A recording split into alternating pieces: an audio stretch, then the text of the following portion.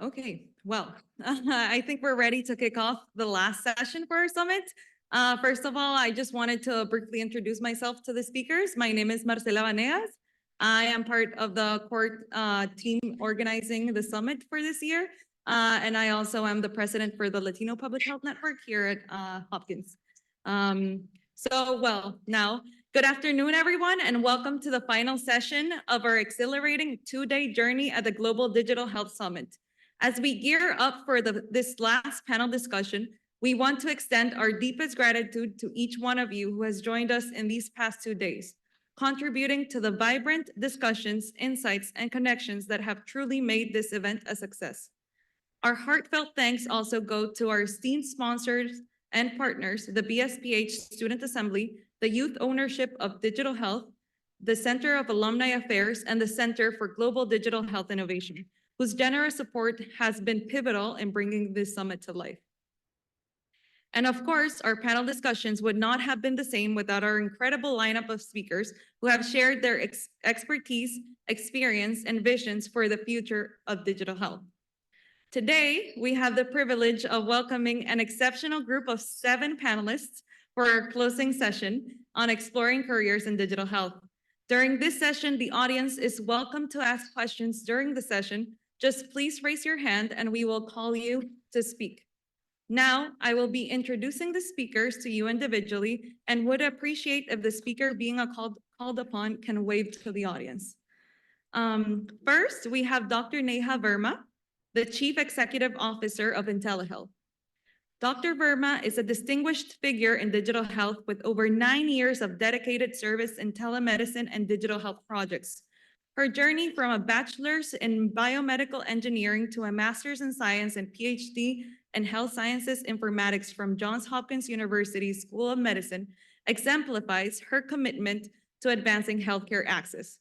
As a co-founder of IntelliHealth, she has championed gender equity and women's health. Joining us next is Maddie Knowles, a research manager at Rock Health Advisory. Maddie brings a wealth of experience from both the nonprofit sector and the front lines of healthcare, managing training programs for intimate partner violence and supporting HIV prevention. Her work at Rock Health Advisory is at the intersection of digital health strategy and consumer research, informed by her academic background in psychology and public health from Arizona State University and Johns Hopkins Bloomberg School of Public Health. Lauren Wall, our third panelist, serves as the Deputy Director of Capacity Strengthening for PATH's Center of Digital and Data Excellence. With 15 years of experience in public health across the globe, Lauren has led multiple programs focusing on malaria, immunization, child health, and more. Her role at PATH underscores her dedication to digital transformation in healthcare, supported by her master's in public health from UNC Chapel Hill and her ongoing doctoral studies at the Johns Hopkins Bloomberg School of Public Health. Stephanie Watson Grant, the Deputy Director, Project Director for Country Health Information Systems and Data Use at JSI, also joins us with 2 decades of experience in health information systems and digital health. Her work spans 24 countries, focusing on systems thinking, gender and digital health, and the application of rigorous research methodologies. Stephanie is also an adjunct professor at the Gilling School of Global Public Health at UNC Chapel Hill, contributing to the academic and practical understanding of digital health. Moving on, we have Dr. Subhash Chandir, the founding director of IRD Global. With a medical degree from Pakistan and master's in public health with a focus on infectious diseases and global disease epidemiology and control from Johns Hopkins University, Dr. Chandir has dedicated 2 decades to impactful projects across multiple countries. His work spans infectious disease epidemiology, digital health innovations, and women and child health, making significant contributions to both the academic and practical aspects of global health. As a faculty member at Johns Hopkins Bloomberg School of Public Health and a WHO Digital Health Technical Advisory Group member, Dr. Chandir's expertise is truly global. Joining us virtually, we have Joy Kamuniori, a Senior Health Information Systems Advisor with the Office of HIV/AIDS for the U.S. Agency of International Development, USAID. With over 15 years of experience in digital health implementation across sub-Saharan Africa, Joy's expertise in project management and health informatics has been instrumental in advancing health information systems. Her personal commitment to fitness and well-being, including running and yoga, mirrors her professional and dedication to health. Lastly, also virtually, we're honored to have Lucy Perez, a senior partner at McKinsey's Boston office with over 15 years of experience advising leaders in pharma, biotech, and life sciences on growth and transformation. Prior to McKinsey, she was a research fellow at Memorial Sloan Kettering Cancer Center. Lucy holds an AB and PhD from Harvard University.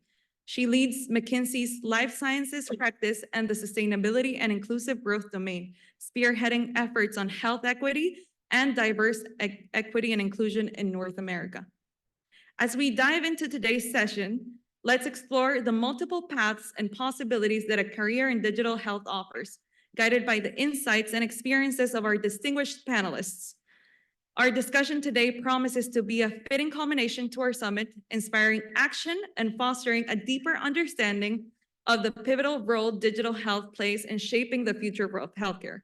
Please join me in welcoming our esteemed panelists.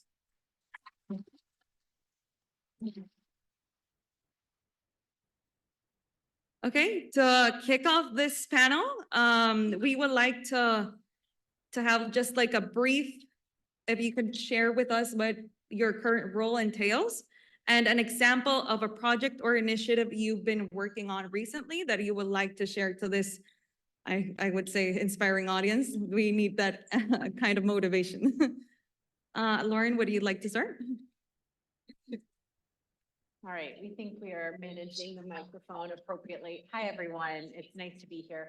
Thanks very much for the organizing and the invitation to be with you all, particularly as a fellow student at Hopkins. And thanks for really esteemed people that I'm on the panel with, some of whom I know and some of whom are new. So thank you all. So I oversee a capacity strengthening portfolio within PATH Center of Digital and Data Excellence. PATH is an innovation focused nonprofit organization that works in about 30 countries across the globe. And mostly in my work, I focus on what are the human capacity needs related with digital transformation in the health information systems and healthcare sector. And that can be from people that are making decisions about what types of digital health information systems to procure, how to evaluate them, how to select local vendors that can be long-term partners. But it also looks at what skills do frontline workers need when they are using digital systems, when they're interpreting data. And then what about our populations and patients? What do they need to be able to interact as consumers of digital health as well? And so we run programs across kind of those 4 strata. And an example of one might be, for example, a community health worker training that we're working on with the Ministry of Health in Zimbabwe of digitizing their community health workforce and the in-service training they need to be able to adopt digital health tools. Or it can be like our Digital Health Applied Leadership program, in which we work on digital health and executive leadership with people within ministries of health that are really driving change for digitalization of their health information systems. Great, fantastic. Dr. Neha Berman? Or Stephanie Watson, yeah. Okay. So good afternoon, everyone. It's really great to be here, and I just want to give a big shout out to the organizing committee. I'm very, very impressed by your work, and I am very pleased to be here amongst other colleagues who are in this digital health space. So I just wanted to say how pleased I am to be a part of this initiative today. So I work for JSI, which is a public health and education nonprofit, and we're very focused on health and education equity across the world. And specifically at JSI, I work on a USAID-funded program that we call CHISU. It's not a lot to wrap your tongue around, but CHISU is the Country Health Information Systems and Data Use Program. And we exist because USAID is interested in investing in health information systems and digital health across the world. And so we are interested in working with ministries of health and other ministries so that stakeholders within the health sector and even outside of the health sector can have access to quality data that's generated from multiple interoperated sources, and that these data are actually used to benefit the health and well-being for the countries. And this mouthful means that we're paying attention to strategies, we're paying attention to planning, we're paying attention to information systems as we see them, as we meet them in countries, whether they're paper-based or they're mixed with electronic, if they're very sophisticated and they've got EMRs. However we meet them in country, our role is to work with ministries of health and other ministries so that their health systems can be a little bit better than the way that we found them. Data use, of course, is a big part. So this is also looking at the data that are generated from these systems and ensuring that these data are consumable. So does that mean that somebody needs a dashboard? And dashboard, some people don't like that word, but it's a way of consuming data.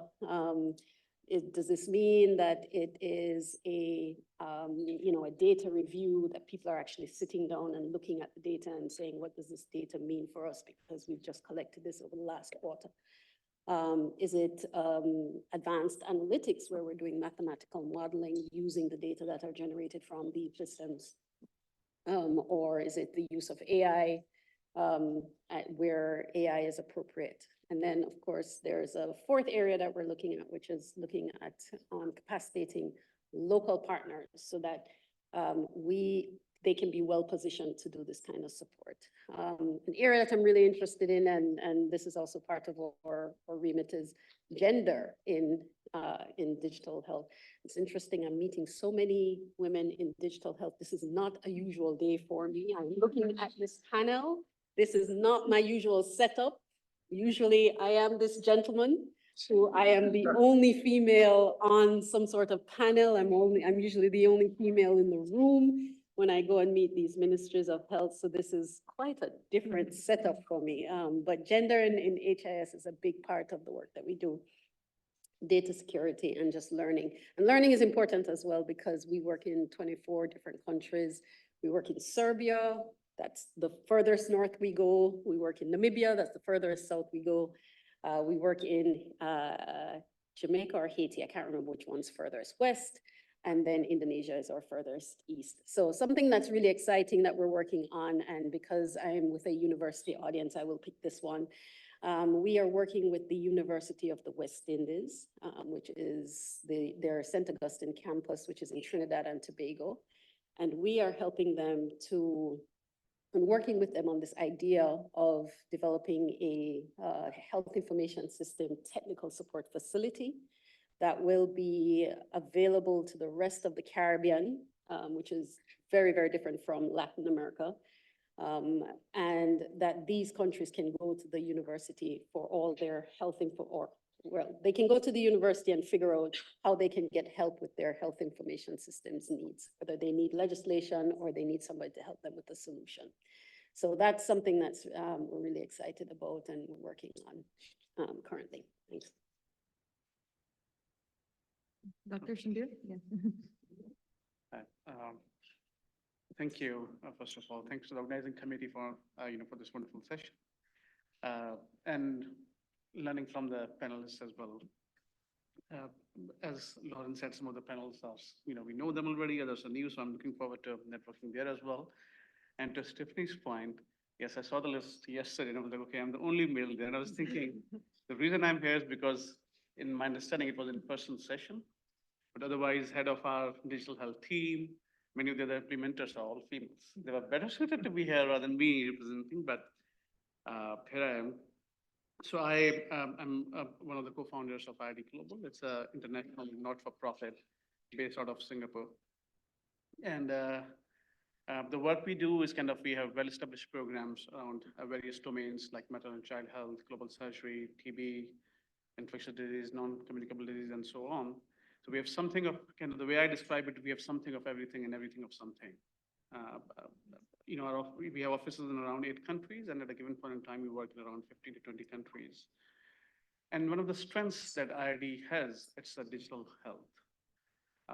You know, it's one of the pioneer organizations in digital health. It's like back in the days in early 2000, I always tell people like, you know, we were the early adopters of the GIS systems and use of the geospatial system within the public health. Back in, what I remember is back in 2002 and 3, when everybody used to have papers, IRD used to have teleforms. In 2005, when people started using teleforms, we were actually using the HP handheld devices to do the data collection in the field.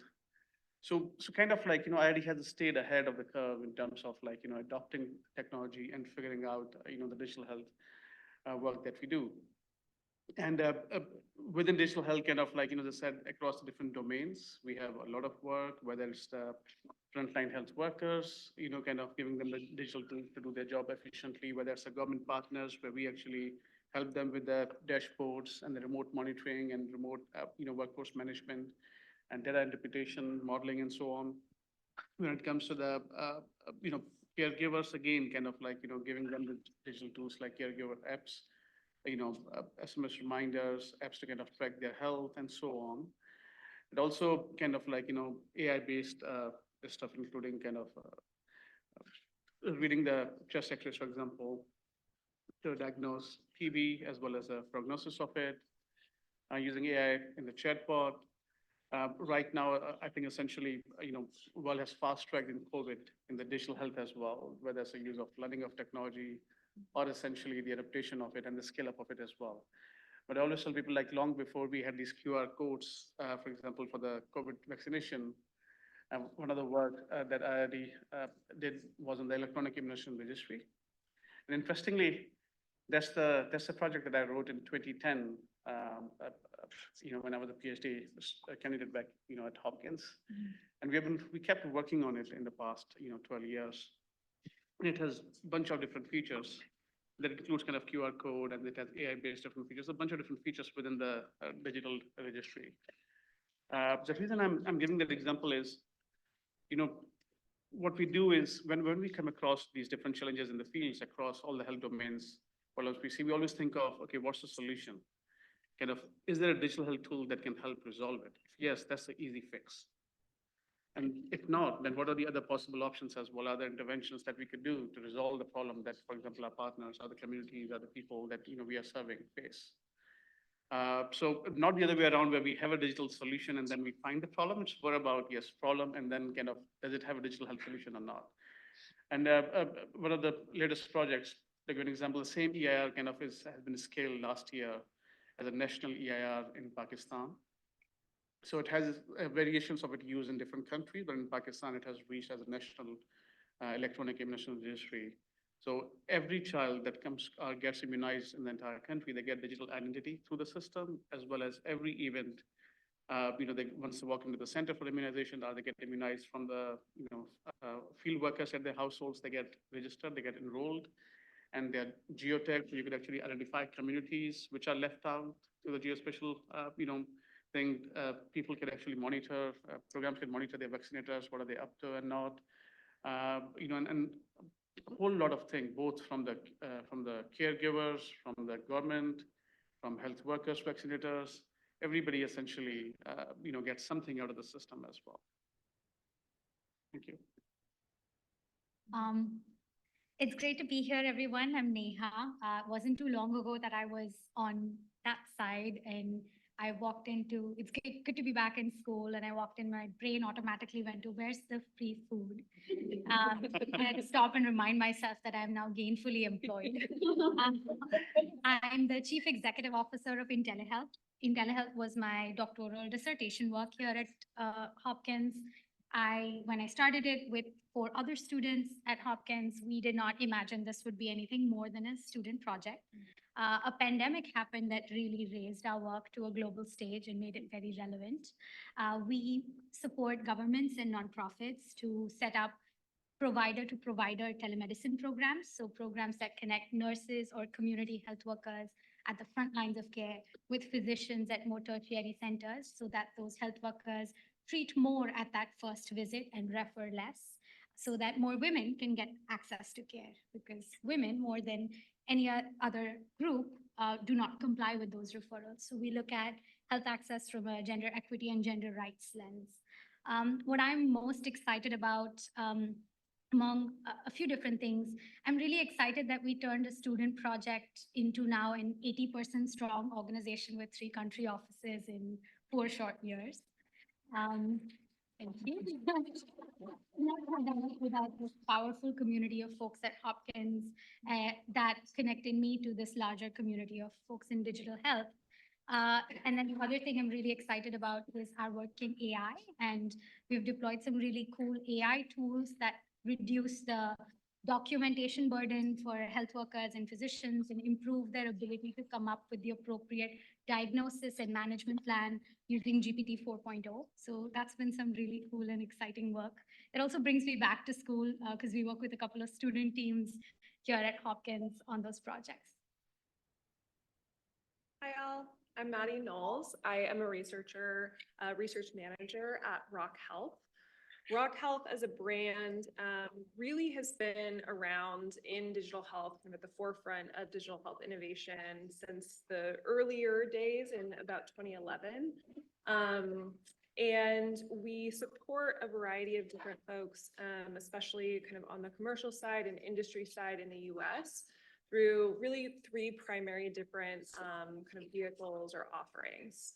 So the first of those is Rock Health Capital. That's an early stage venture capital fund doing pre-seed through Series A investments in US-based digital health companies that are developing and scaling their solutions in a variety of different ways. The second way that Rock Health really engages with the ecosystem is via rockhealth.org.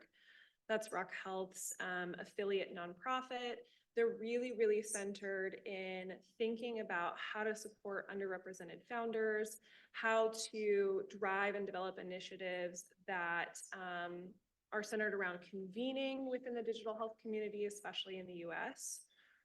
And then finally, Rock Health Advisory, which is where I sit. So we are a strategy and advisory firm just focused on digital health.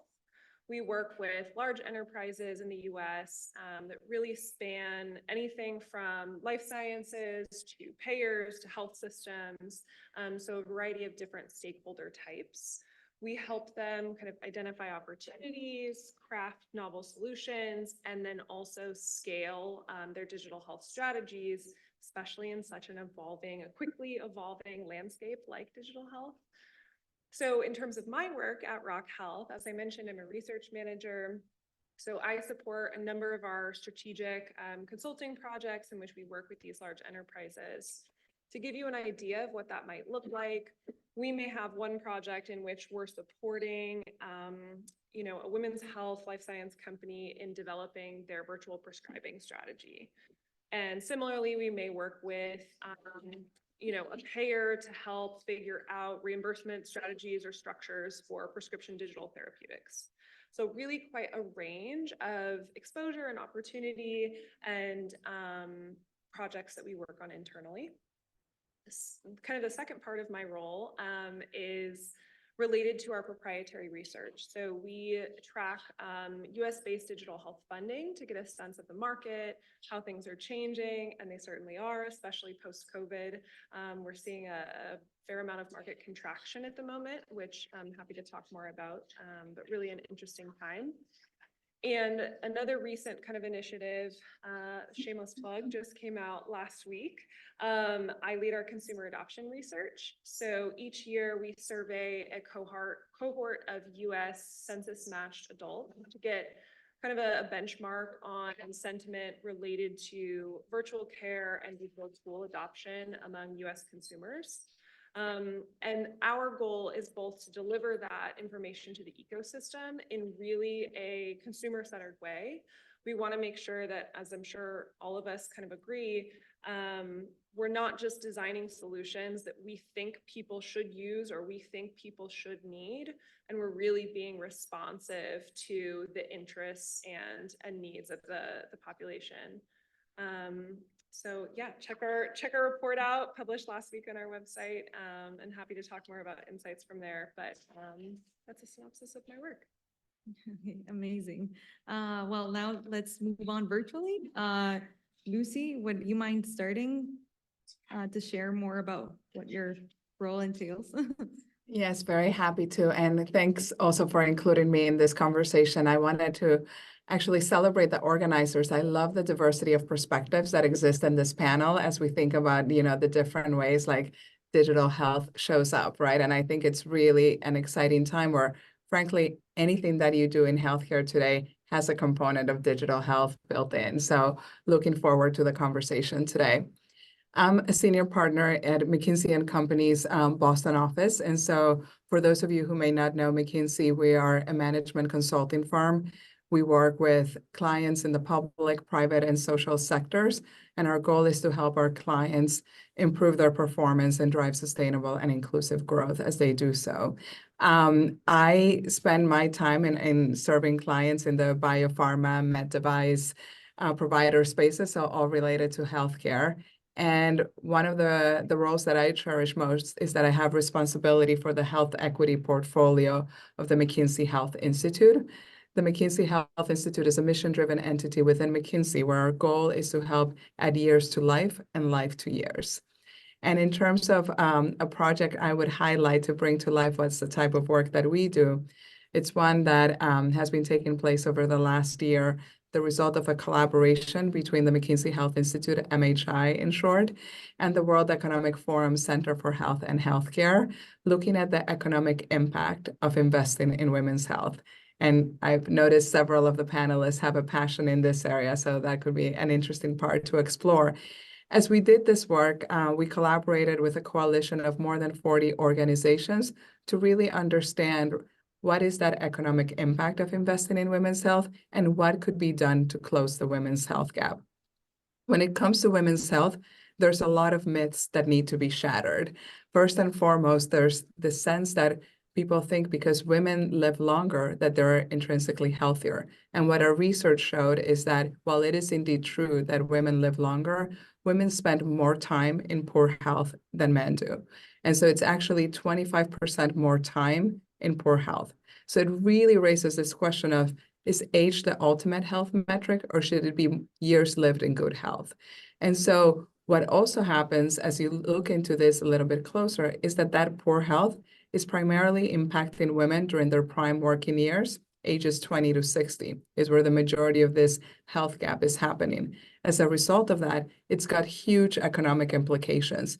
And so closing this health gap could add over $1 trillion in annual contributions to the global economy. These are big numbers. It can also, if you want to translate into individual impact on women, we're saying about adding 7 days of being in good health to every woman every year. And so for me, in the context of this conversation around digital health, I get excited thinking about the role that digital health can help in closing this gap and really helping have women have better health outcomes. And as a result of them having health outcomes, stronger societies overall. When women are in better health, everyone benefits. Thank you. That's fantastic and very motivating and inspiring, especially because I know that there's a lot of people who are very much interested in closing that gap in women's health.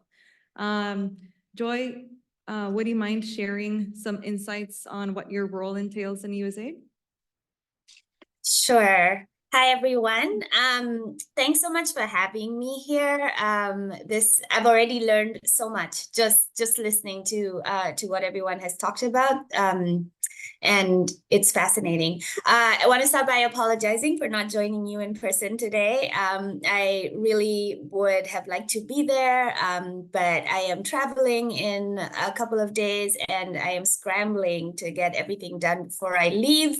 And so I couldn't spare the hour or so it would have taken to drive up to Baltimore. But I'm really sad to miss meeting people in person and to miss the networking opportunities. Okay, so I am a senior health information systems advisor with USAID's Bureau for Global Health.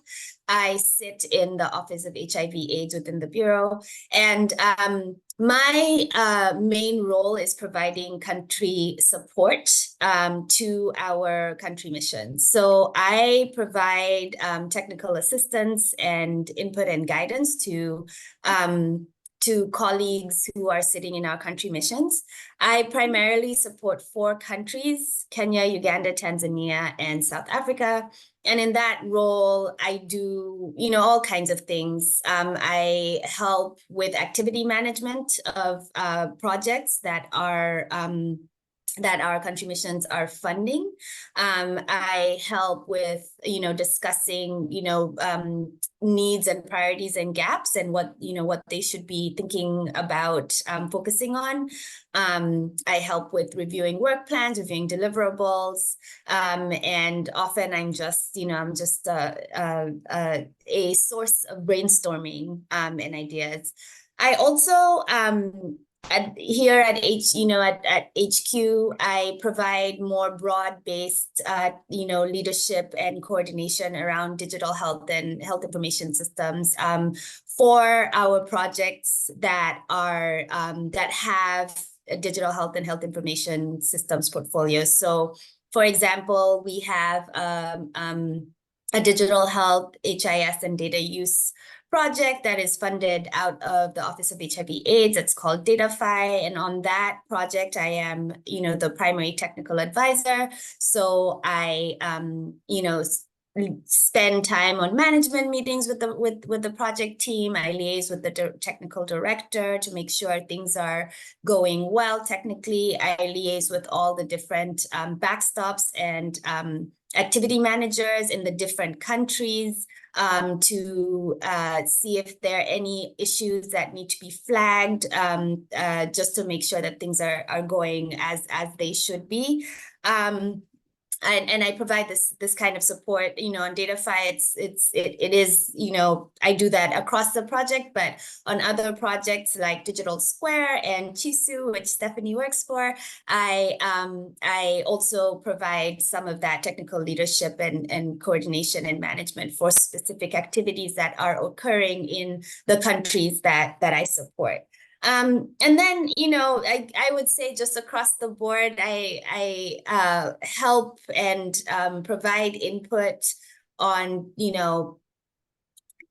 various digital health and HIS things that may come up across the office and across the bureau. So input into to thinking through policies and thinking through approaches and what are we thinking about AI? Like, do we like it? Do we not? Things like that. So in general, it's a pretty varied role.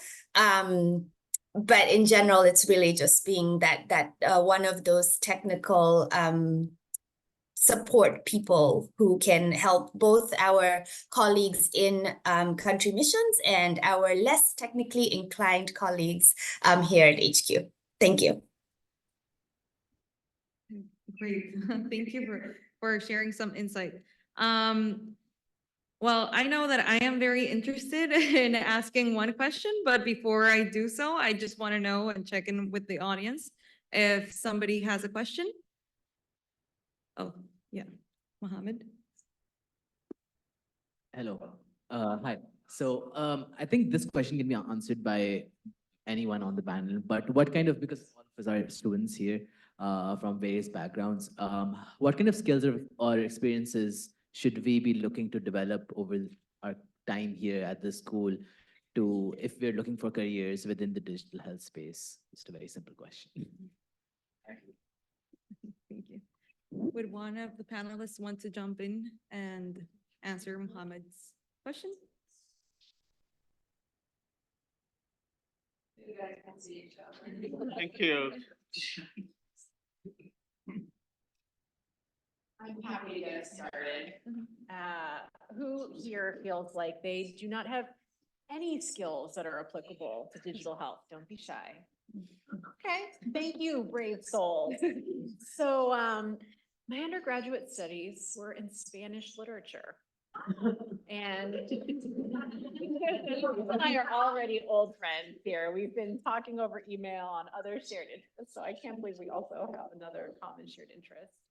And in my master's program, I focused on qualitative research. And it seems really strange sometimes looking back on the path that took me to where I am today. And sometimes I do look at myself and say, awareness of digital health, yes. Understanding, yes. Knowledge, yes. Skills, I'm not so sure. So my career pathway was maybe, I know, very different than Joy's. I've heard once a podcast in which Joy talks about her career pathway.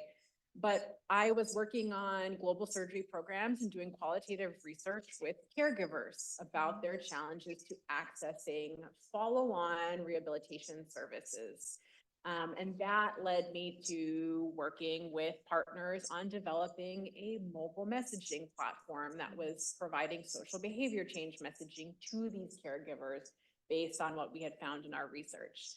That led to other digital innovations. And one day I became very frustrated that there wasn't a good way to connect the data that was being collected in one of the systems I was working on to other systems within a Ministry of Health. And so fast forward about 7 years and I focus on training. And so I am leveraging a lot of different non-digital health skills in a digital health space and career. And so I think focusing on what your skills are, what your interests are, where your passions lie, because I think to Lucy's point, there's really nothing lately in healthcare that doesn't have a digital component. So there's so many ways and so many skills that you have already that you bring to the table that can translate really nicely into this work. Wow, from Spanish studies to digital health. Would one of the panelists want to share more about like any skills or experience that we should focus more into going into digital health? Yeah, of course. Go, Doug. Any of you. I was just looking online to see if Joy or Lucy wanted to. Yes, please online if anyone wants to jump speak. in.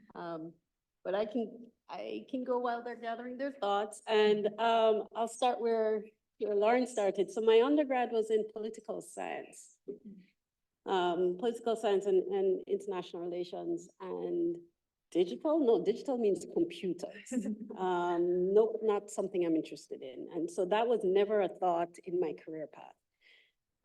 But one of the skills that I got through my undergrad and my postgrad, I do not have an MPH. So my postgrad is in international relations again. My doctoral studies is in public health. But the thing that I have found most useful in my digital health trajectory is are my skills in negotiation and diplomacy. Because we've got our tech people, some of us on the panel and some of us online, who have a particular way of explaining things. They've got their own language. And then you put these people in front of politicians who are supposed to be voting on the money spent and the strategy, and their eyes just glaze over. So there is a role for negotiation, there is a role for diplomacy, especially in global health, that cannot be underestimated and is really a skill and is, I think, a skill and a competence that's definitely needed, especially in the area of digital health, which in some places is pretty new. In some places it's not very new, but there are lots of people coming into the digital health space and they don't know what the techies are talking about. I was recently in Indonesia and they were talking about the techies and the healthies. I'd never heard of that divide before, but there is that divide of people who are program people and people who are techie people, and sometimes they have no idea what each other are talking about. So this bridge, this interpreter type role and and competence is another skill that if you have it, it's a really good skill to have in digital health. Yeah. As I was, Oh. sure, oh,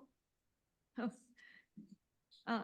Yeah, Joy, if you want, you can jump in and we're gonna continue with Dr. Verma after. Okay, sure. Thanks. Yeah, I just thought I would jump in because my trajectory or my background is perhaps what some in the room may think is more typical and traditional for ending up in a career in digital health. My bachelor's and master's degrees are in computer science. And I came over to digital health because as someone who is from an LMIC, I just really wanted to do work that I felt was impactful, and coding, for some big organization did not feel to me to be a way to be impactful. That said, while I agree that with Stephanie in the sense that there are techies who speak a certain language, I actually think that like what has been most useful to me in my career has been that interpretation role. So yes, I understand a lot of the technology speak, but what has been valuable and what has helped me to progress and to grow in my career has actually been my ability to take that technical speak and make it into, make it accessible to the stakeholders that we're talking to, whether in country or with my colleagues who are public health colleagues, the healthies who don't get it, but who need someone to be able to confidently speak to someone who is speaking techie speak, and then translate and interpret from that techie speak to the healthy speak, and vice versa. That's really where I found my niche early on in my career, because I was in a situation where I was surrounded by public health experts who didn't understand technology and who were intimidated by technology, and they were very grateful to have someone who was able to come in and do that translation between the two.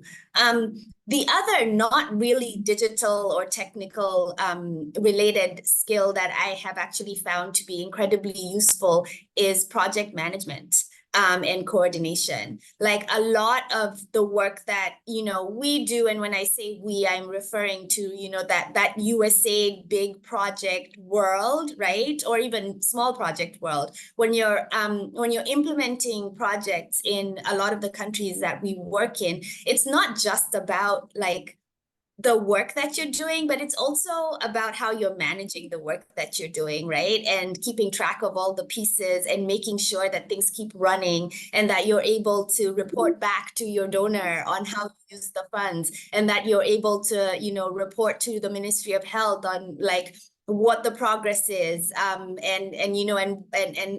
how you see it playing out. That role, I think, is underrated, not just in global digital health, but in global health as a whole. Being a good project manager, being a good coordinator, being able to speak across teams, to organize teams, to move work forward is actually a really valuable skill to have. So I think I would be remiss if I didn't mention how much that has been useful in my career. Thank you. Amazing. Dr. Verma, I think that you also had a. yeah, sure. I think the things that I'm looking for in a resume when, I'm interviewing someone, are domain knowledge. So you know what things like FHIR is. I won't have to explain what DHIS2 is to you when you're hired, So you've built up some domain knowledge. There's great coursework here at in digital health, and also in the School of Informatics, in the School of Medicine, that offer you that kind of coursework, so that you've graduated with domain knowledge. A good practicum experience of working on a real world project is fantastic, because that means you've had the opportunity to apply that knowledge, but also show some of your skills like project management and negotiation and government engagement, and a great recommendation letter from the person you worked on the practicum with, preferably the nonprofit or the government that you worked with, like a recommendation letter, not from your professor, but from someone on the field, is a fantastic thing that really makes a resume stand out from the pile. Knowledge of what's going on lately in AI absolutely makes a resume jump out from a pile. So it's a competitive job market that most of you are graduating into. And I guess lastly, an absolutely amazing thing is if you've written grants or you've written and published papers, because then you demonstrate a technical writing skill set that's extremely valuable in the job market. So that's what I like to add. And I fully agree and resonate with everybody on this panel. Okay, fantastic. I think we have some questions online. Asil, would you mind reading them for us? Yeah, for sure. So Lori. Can you come here or get the, like, just to ensure audio? Yeah. So Flora Brizzle is asking us how much any of you or much of you actually focus or integrate the social determinants of health and patients who are, for example, not diabetic or people with not like top non-communicable disease in your interventions for digital health. And the same person was like, by the way, and replying to that question, I'm finishing a postgrad certification in digital health through LLMs and right work. I have no idea what that means. And my background is in filmmaking, macro, PR, and writing. Very interesting. I just want to make sure that they heard that online. The question is, how much are any or all of you focusing on social determinants of health and patients who are not diabetics or people with the top non-communicable diseases? Would Lucy or Maddie or Dr. Shandir would like to step up on this, or any of the panelists?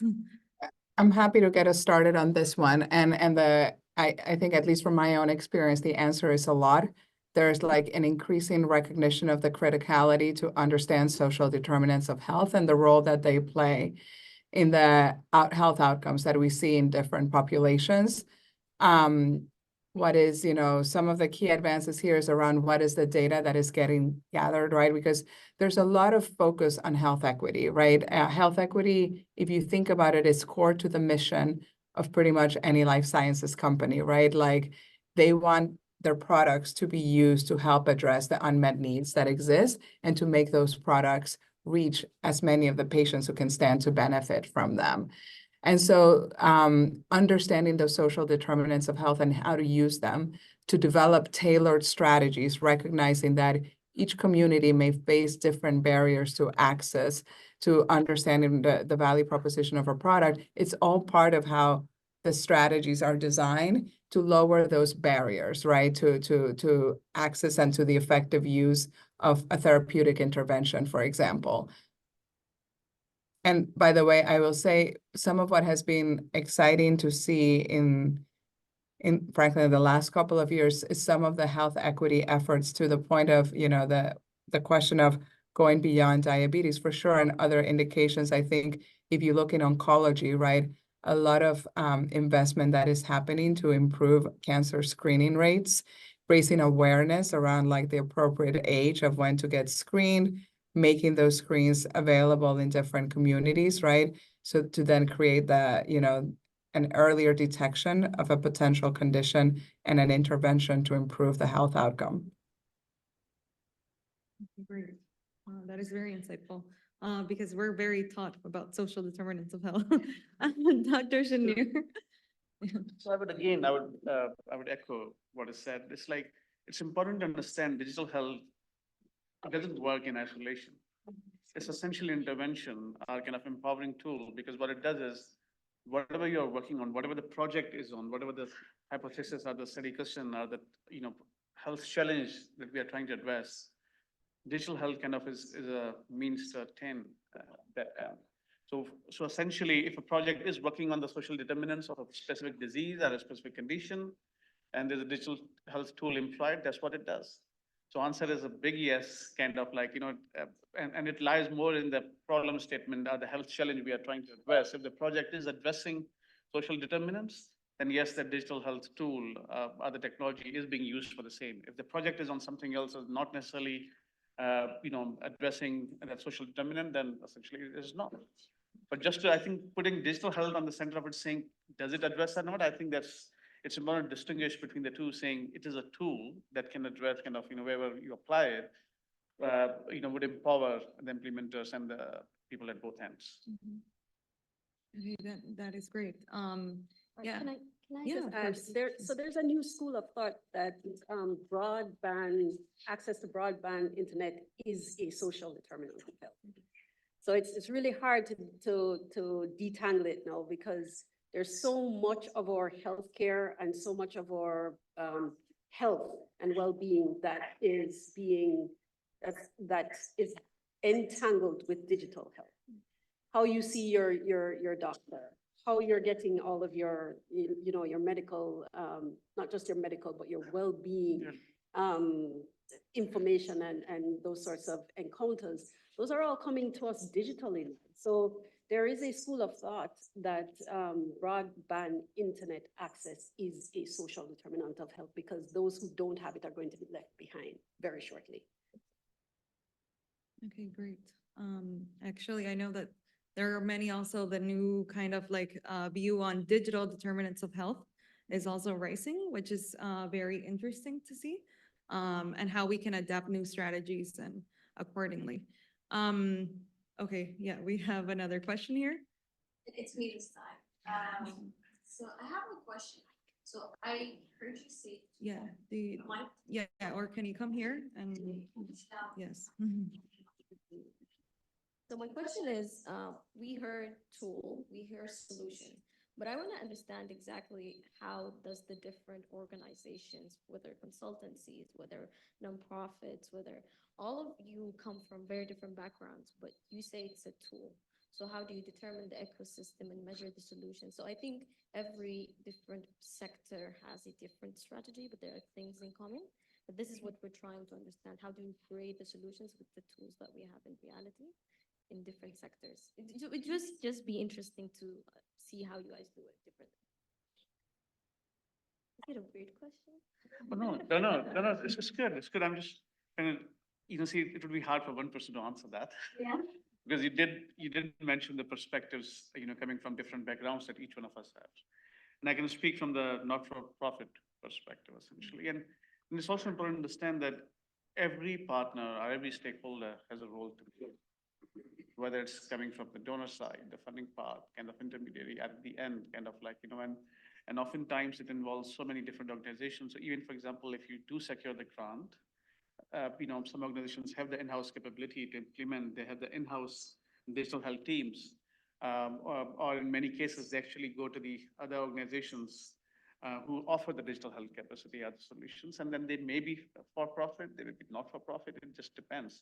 But then there's nothing kind of like, wrong here, or right or wrong thing. It's just more about like, different organizations have their different visions and values and mission based on, what drives them and what they do. So for example, for not-for-profit, everything that we do, everything that we touch at IRD, for example, we consider it kind of like, global good, that's all open source.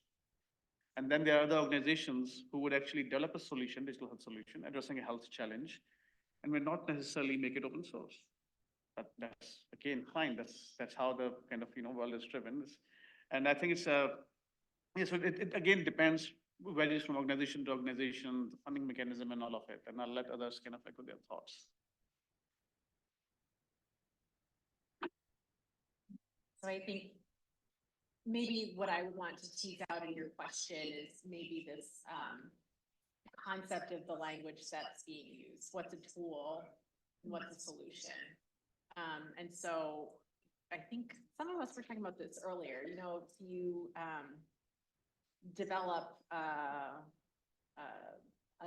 tool, a digital health intervention, one very specific function that something does, that's a tool. But really, health systems are incredibly complex and people's health and well-being is incredibly complex. And a tool won't be the solution. The solution is the entire ecosystem and various technologies working together with various human processes working together And so one deployment of one tool tends to not be what I don't think any of us on this panel look at, but rather how all of the different interventions and levers within a health system are working and where digital can accelerate, strengthen, or improve some of those levers within the system. No, fully agree with that. The one thing that governments want and that patients want at the end of the day is impact, lives saved, fewer maternal deaths, more women's health access, lesser dollars spent. That's the end game. To reach that end game, you need a solution, which includes digital tools as well as non-digital things of behavior change communication and getting communities to adopt digital ways of accessing healthcare, for example. So at IntelliHealth, for us, like telemedicine is simply a tool, an app is simply a tool, AI is a tool, but training bundled along with it, policy change and advocacy done at a government level to finance that policy advocacy for with the larger funders in global health, that forms that solution. PAC actually publishes an really good set of like a directory of tools called Global Goods, and also what makes a tool good. There's also a lot of work on what makes a solution good. If you look at some, I know Dr. Alan Labrik from this school and Dr. Smisha Agrawal published a canvas on digital health that talks about what makes a good digital health solution. I think that that's some good frameworks to think of. A plug for the Global Goods Guidebook. There's now a digital version. Digital published it recently. You might find it interesting, and it focuses a lot of the open source tool that We did not plan this. no planning, but the three of us, we do excellent job coordination. But does it answer your question? Otherwise, like, it's just more about focusing on the problem, and it's more like, figuring out if there's a digital health tool to get there. If not, there are non-digital health interventions as well. So not necessarily digital health is the answer to everything. Okay, we have another question. Yeah. Hi, so I know that in an ideal world, the digital health intervention that you would explain to different partners, stakeholders, or governments would be the one that fits the situation the most. But I know that turnover of governments is a problem. And I'm just wondering, you all work in different sectors, and I'm wondering, do you face the issue of trying to convince a government about a plan that will take longer than their term or their likely term to have impact? Meaning that they're going to be working on work that's invisible to the public eye, or work that's not easy to show the public what they've been doing and the effort that they've been doing. And I'm just wondering, how big of a problem would you say that this is? Is this a regular obstacle for you?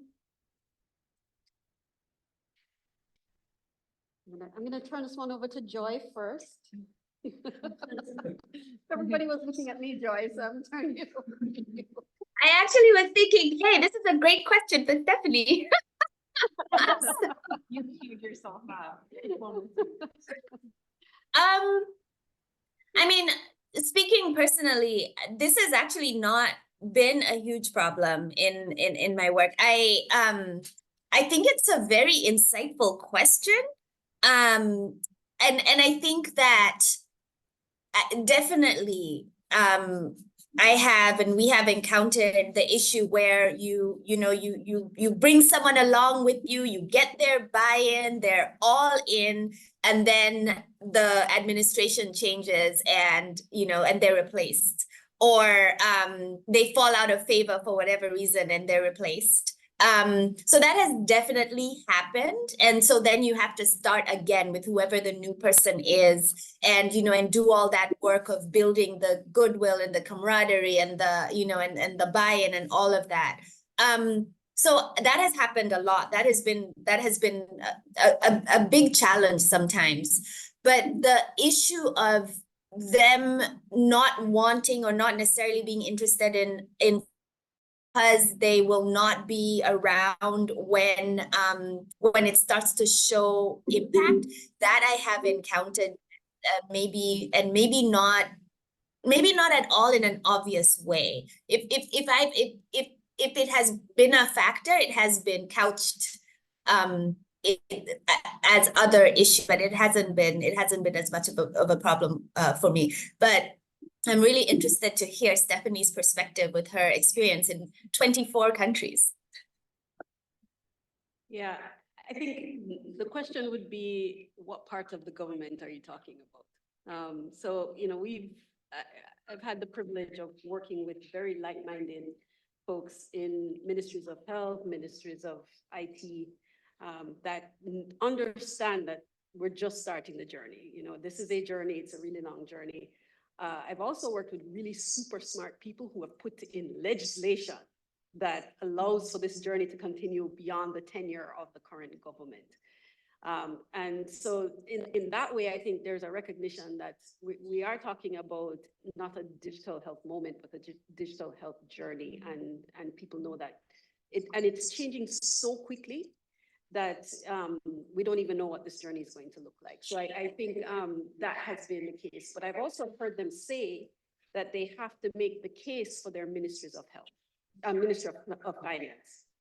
That the Ministry of Finance is seeing that they have to buy these tons of computers and tons of tablets, and they have to put in internet, and they just want to know how this is going to ensure that women, pregnant women aren't dying, and that there is, you know, a quality of life for the population is, and the longevity of life is being extended. So I think it's more of the colleagues in country that are having to convince their funding ministries of the importance of digital health, not so much institutions and entities such as, you know, USAID or JSI, CHISU, or even PATH. If I could add to that, I think it all depends on, you know, what level of engagement we're talking about, and to Stephanie's answer earlier, kind of around the diplomacy and the communications. In our experience in the 15 countries, kind of working with the ministries is again quite diverse. Every country is different. You know, for good or worse, essentially, it's not like that you learn something and you apply it to all the countries and the same trick would work everywhere. No. However, there are certain basic things kind of which would work everywhere. What we've seen essentially, so even if it's a longer journey and it may outlast the tenure of the government, again, it's possible. However, it needs to bear the fruits in the shorter term as well. For example, ministries, you know, ministers like cutting the ribbons, like, you know, they want to launch a project in their tenure, showing off that, oh, we launched something. And then that project has some short-term gains as well for the government to take credit. Even though the long-term, you know, bigger outcome would be down the lane, that was the main kind of like problem we are addressing. But if we just do a project which has a long-term gain and nothing in the short term, it would be hard to sell. Doesn't matter kind of like, you know, how important this is, like, you know, convincing all the ministries, like, you know, I said, like, you know, first step is the Ministry of Health, and the second is finance, and all those that come into play. It itself is a longer journey and takes like a lot of effort. And but again, as I said, the key is to have both short-term and the long-term goal to make it work. Okay, also, oh, okay, we have one question. Also, would the audience also introduce themselves to the speakers for them to also get to know you? Yeah. Hi, can you guys hear me? No.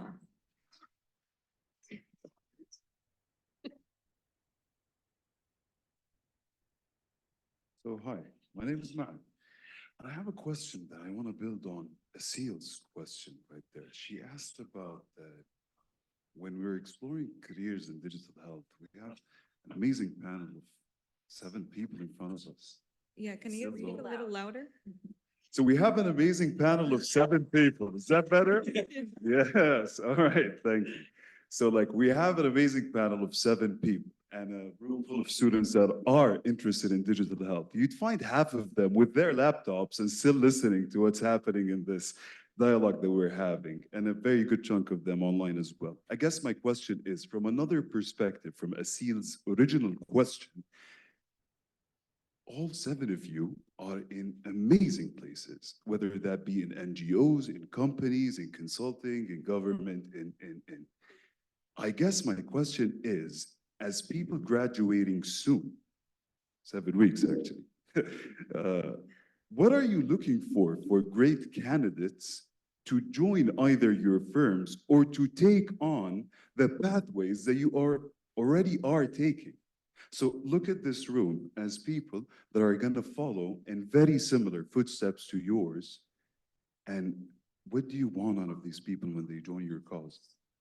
And thank you. Okay, that's a great question. Well, Um, let me take that because I wanted to respond to that earlier as well, because I have a slightly different take on it than some of my colleagues mentioned earlier. So when we look, we have, organizations around 800 people, spread globally, working in around, as I mentioned earlier, 8 different countries at a given point in time. When we look at the candidates, it depends on what, for example, we are looking for. One is in the digital health, there's so many different pieces essentially. Are we looking for a coder? Are we looking for a software developer? Are we looking for the QA-based guy? Are we looking for some other thing? Kind of depends on what it is. And then honestly speaking, that's not the crowd here today. That's not what we're talking about. We're talking about the domain here saying, okay, and I mean, not necessarily. There might be some of you who may be kind of, inclined towards that role, but mostly it's essentially what we look for is an ideal candidate for, for us would be somebody who has, done some experience in digital health project. Again, that's not mandatory. You could still apply, get the job without having a kind of like zero experience in digital health. Doesn't really matter. What does matter is, yes, kind of like, for example, the plus would be if you have worked in a digital health project that has a digital health component. So again, what qualifies a digital health project is not like something big saying, oh yeah, that's a digital health thing. It's classified as digital health. You could work on any disease or any specific health area. If it has some digital health component, you get exposure to it. You understand kind of nitty-gritty, that at least what it entails. That's a good experience that we are looking for. But even if you don't have that, then it's more about, yes, taking the chance. Okay, candidate is good, kind of like essentially, if they don't have any experience, then you look at the grades. But the first thing is you look at the projects that they have worked in. That's the telltale. The second is kind of, if they don't have that, then look at the grades. Other thing, I get the differences that Neha mentioned to get some insight into who's the person we are hiring. But it doesn't require any specific skills. Not like back in the days, like, I would say like today's world is better. We have digital health kind of program here, essentially certificates and all that. Back in the days, there was no, it's like at the time when Dustin and I kind of like, we didn't have digital health programs. We didn't have digital health faculty. Essentially what we're doing was something new. So right now we have guidelines. Yes, essentially if somebody, as Neha mentioned, somebody who understands interoperability, somebody who understands FHIR, DHIS2, those are the plus things for us. But just graduating with having a kind of good experience in some of the projects is all that we're looking for. Oh, perfect. Lucy, would you mind chip in into this question? Yeah, I'm happy to, and I'll just build and add to what was shared already, which really resonated. But what I will say is 3 other, let's say, attributes that are top of mind for me. One is leadership, right? It's like that demonstrated willingness to step forward, to take on a tough challenge. We know there are very big challenges that we're facing, right, as we think about how to improve health outcomes for everyone. So that leadership drive is paramount. Also, because these are big challenges, the second attribute I'll talk about is that demonstrated effectiveness in working in teams, in collaborating with others who may have skill sets very different from yours. Because indeed, in tackling all of this, right, I mean, even when we talk about what are the skills that are required in digital health, we're talking about technology itself, right, clinical, product, business, and you don't necessarily have to have it all in one person, but you need to be effective in working with everyone who brings the skill set together to solve the problem. And then the third one that I'll use, and I mean, I could go on a little bit further. It's a learning mindset.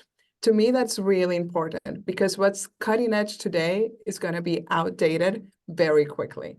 And so that idea of always like looking forward, thinking about how could things evolve and having that natural curiosity and interest and passion for learning is the other one that I would say is paramount as we think about what are those attributes to look for.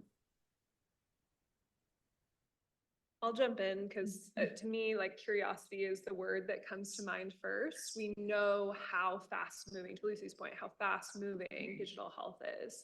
And so we're not looking for people who know all the answers. We don't expect that any one of us in the room has all the answers, right? But it's, do you know how to ask questions? Are you curious about what you see on the horizon as potential challenges, whether that's in the realm of policy, whether that's in the realm of implementation strategy and thinking through the mechanics of scaling a solution and building the infrastructure around that solution to ensure that it's successful in a sustainable way, right? So are you thinking about staffing considerations when, to give you an example, hospitals right now are implementing a lot of different AI solutions, right? Natural language processing, scribing, a variety of different things.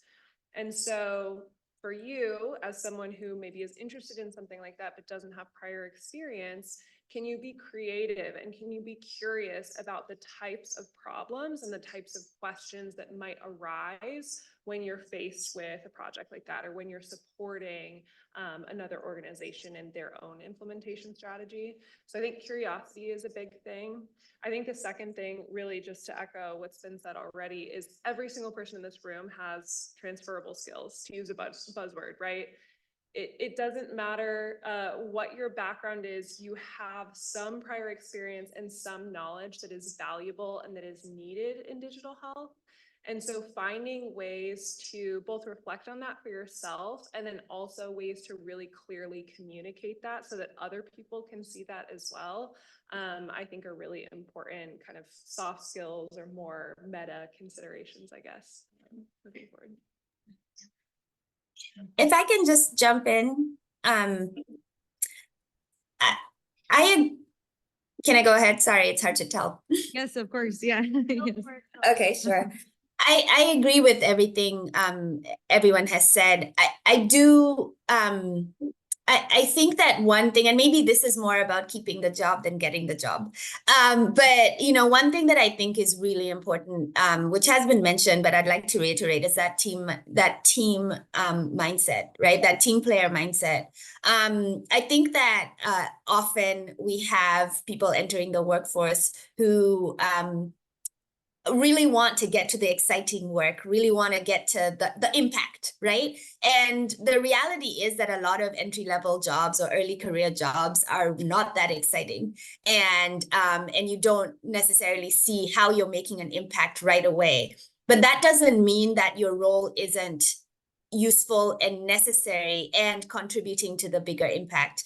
And I think that is worth keeping in mind, as you're looking for positions, that really the willingness to stick in and get your hands dirty and do what needs to be done, even if it's not super exciting, is really valuable. And it's what builds trust, so that people trust you to then be tasked with the more exciting and impactful work, as you grow. So I just wanted to say that you may not walk into jobs that immediately feel amazing, but really that ability to be a team player and to work towards the greater good rather than your own glory, I think is a really important skill and attitude to have. Thank you.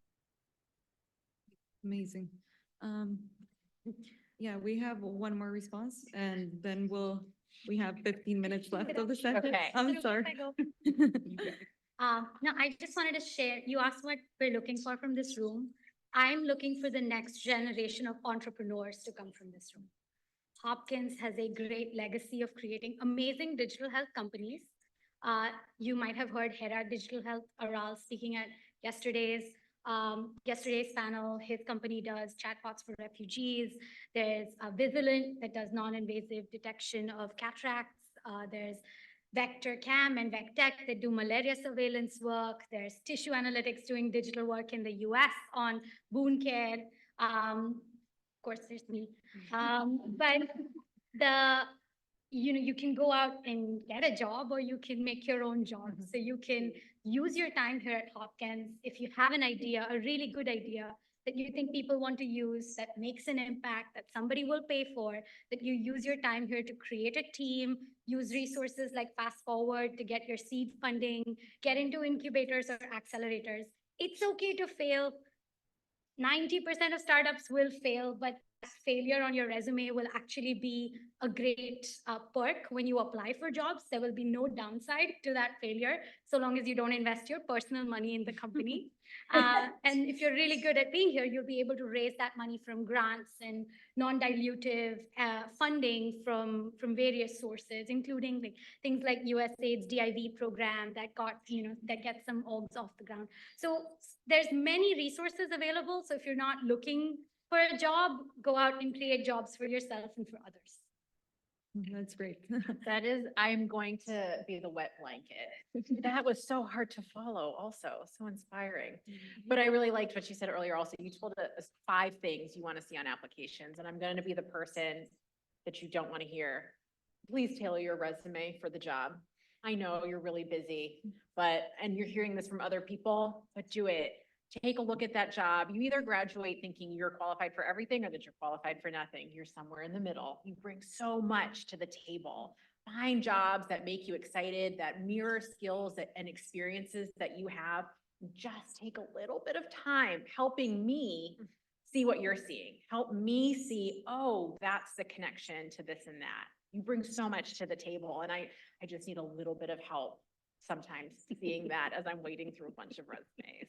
And I hope the other thing that you're really getting from this is there is no one profile of someone working in digital health. There is no one job description. There is no one skill set.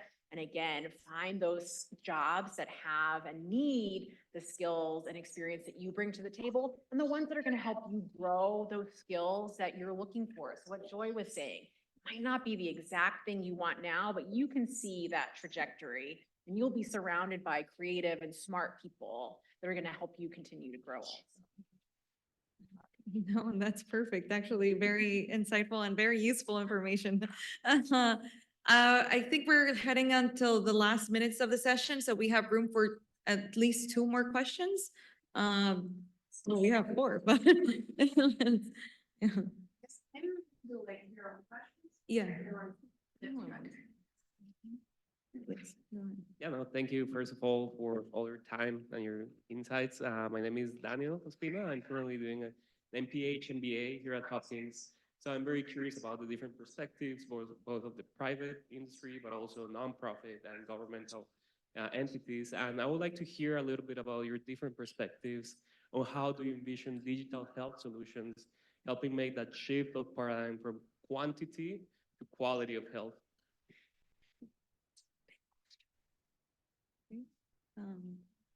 Would someone want to jump in first, or? Okay, yeah, Stephanie? No, I'm sorry. I thought we were taking all the questions. Oh, okay. We can choose one that we can. Yeah, my question is like a segue. So we have this privilege of choosing, am I working with a nonprofit, a for-profit, private, public, government? So if some of you could say a good thing from other sector that you are not in, and a bad thing about your own, having the experience that you had work with others, and because, yeah, thank you. Interesting question.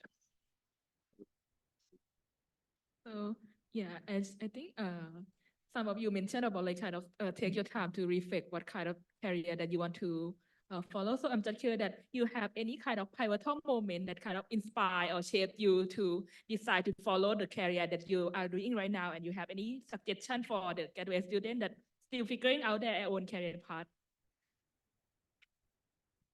Okay, and the last round here. Hey, yeah.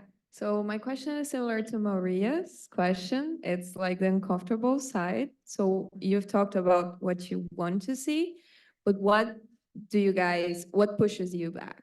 Like when you see, not only when people are applying for jobs, but in your work life experience in digital health, what you don't like about the field? Okay. Whatever inspires you, Stephanie. Which question inspired you to respond? Well, I can take one and then maybe others will take the step. So, and try to answer the two that connected. One of the challenges we have in not-for-profit is essentially, depending on how big the organization is and the portfolio and the funding, in our case, for example, we are grant-driven.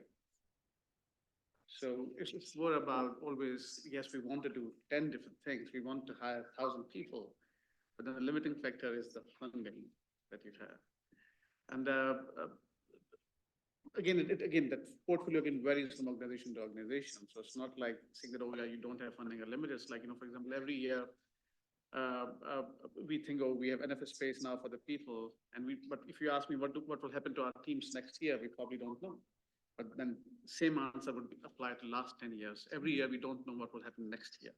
We keep growing, yes, but can we tell kind of what will happen? No.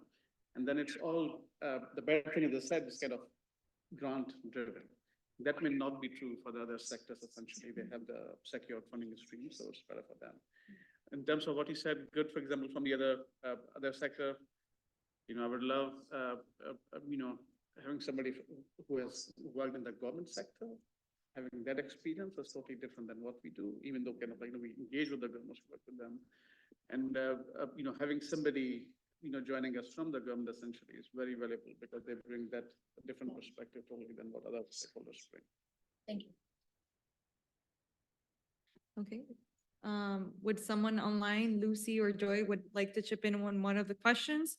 Just to recap, was basically what made you motivated to go into digital health sector?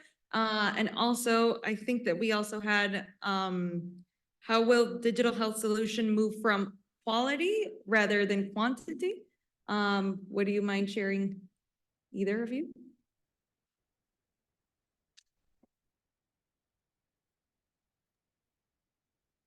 I'm happy to kick us off, right? I mean, I think for me, what really has been most motivating around digital health is this opportunity to lower barriers to access better health, right?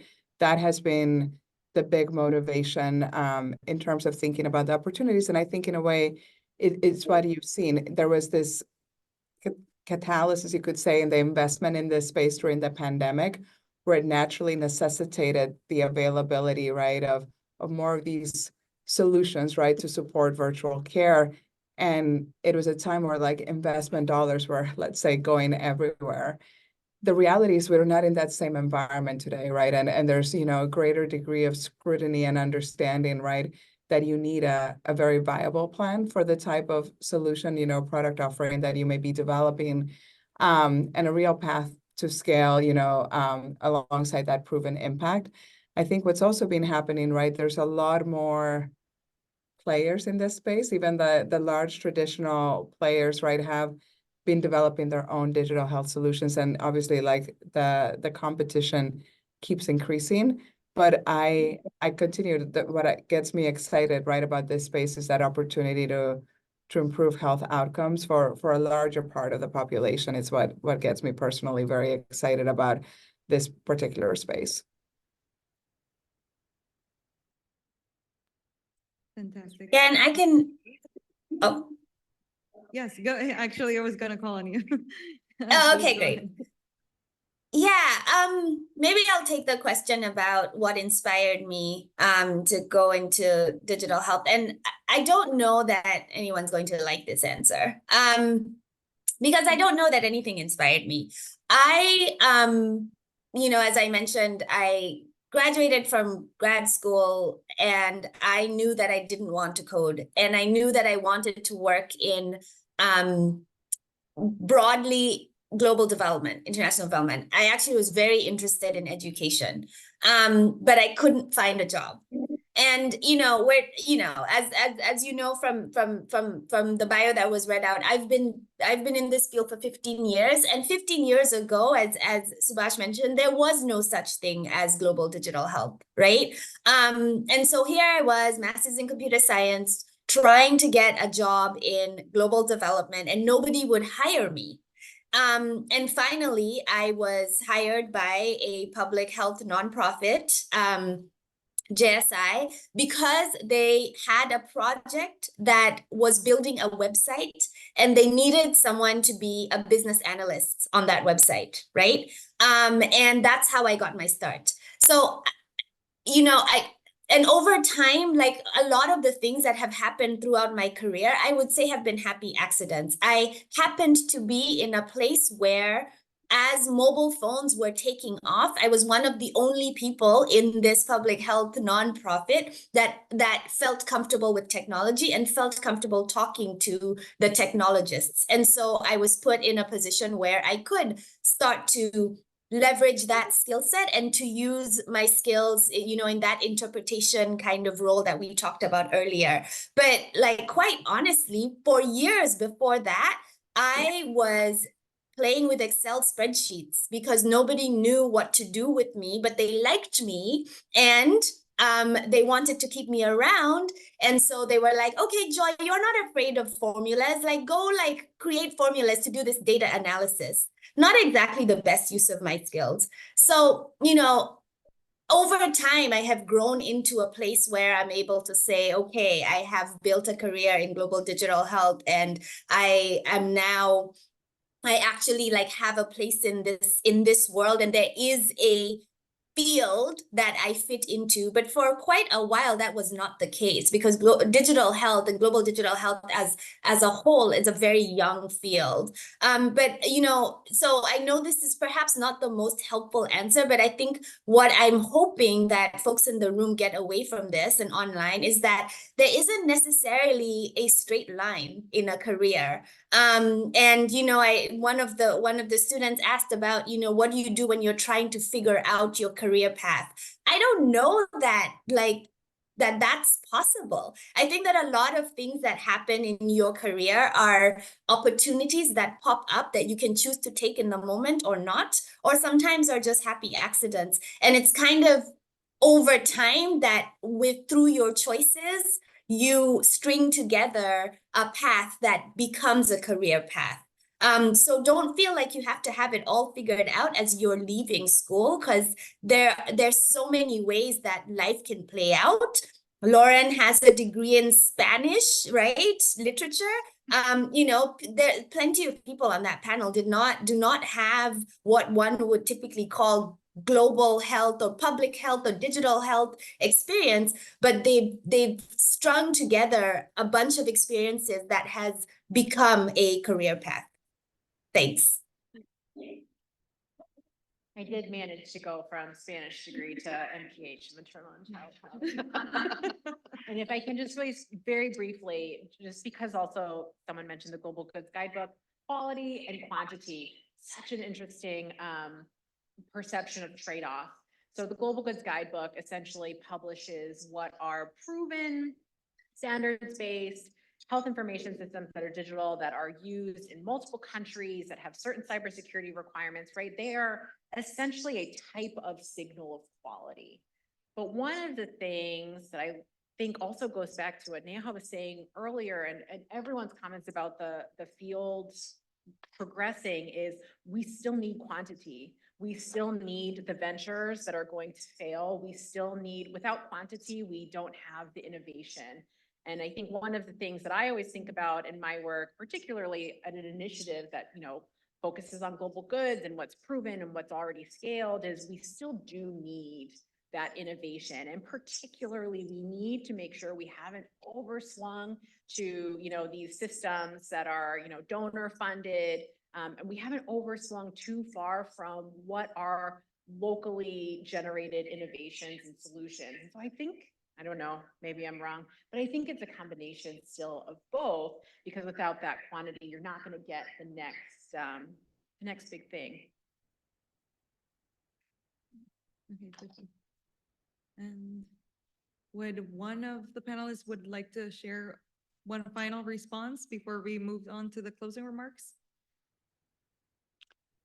I mean, I can add, like, you know, it's really hard to say what inspired, kind of, is because I think one of the colleagues already mentioned that it applies to all the fields essentially.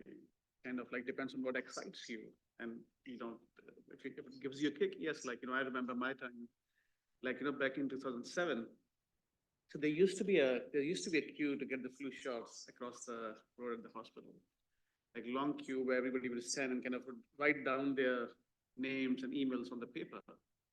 And I'd be like, why have you been doing that? Why can't we use just a pager or some device essentially just to log in that you are there and everything? So we tried something back in the days, and I was always like, so those things used to excite me to think kind of like, what can, technology bring? I mean, how can it help us do the things better and kind of like, do away with multiple steps which are prone to errors and so on. So trying those things essentially kind of would always excite me, and I kept building and kept doing the work that I still do till date. Great. Well, I think that was a great and intimate and also enriching and very useful kind of information exchange with for the audience in general. I feel like we're all very inspired and motivated, and now we have a better kind of roadmap on what to work on for our future job hunt. I would like to call Dr. Dustin Gibson for some closing words. I can understand. I just wanted to say thank you so much. I'm Dustin Gibson.